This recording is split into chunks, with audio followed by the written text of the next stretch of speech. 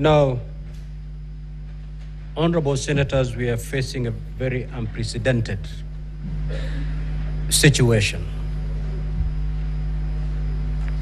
At the rise of this House at 1:15, I indicated that upon resumption, we were going to hear the Deputy President. Upon resumption, Senior Counsel Paul Mwite, for and on behalf of the Deputy President, when I asked him to usher in the Deputy President for purposes of presenting him to give his evidence in chief, the Senior Counsel indicated that even he was unaware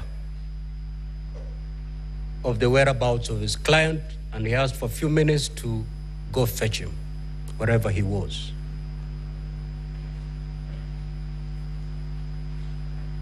After a few minutes, Senior Counsel Paul Mwite came back to the chamber and indicated that he had gotten information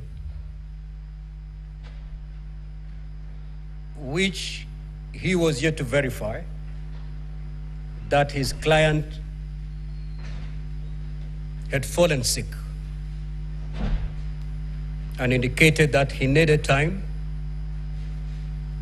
to go look for him in whichever hospital he is, and that he should be given up to 5 p.m. today.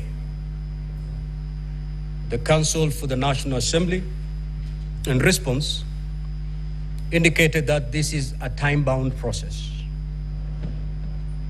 He referred to the Senate to Rule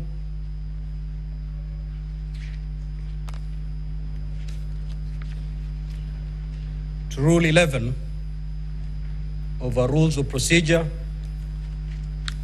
that where the Deputy President fails to appear, the Senate can actually proceed, or for exceptional reasons to be recorded, permit a later appearance before the Senate of the Deputy President. Having considered the two sides,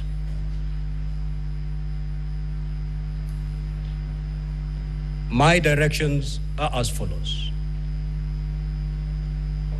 that we will suspend this sitting and resume at exactly 5.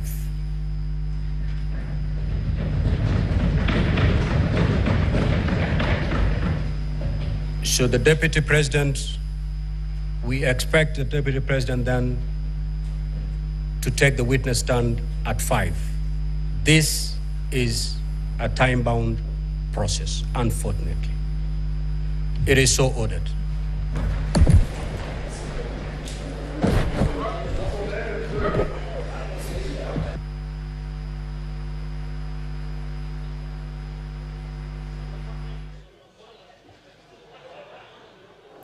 Well, latest proceedings from the Senate in what the Senate Speaker, Amason Kingi, has termed as unprecedented developments. The Deputy President of the Republic of Kenya, Rigathi Gachagua, who's on trial at the Senate, failed to appear once Senate resumes its sittings at 2:30 p.m. after buying time till around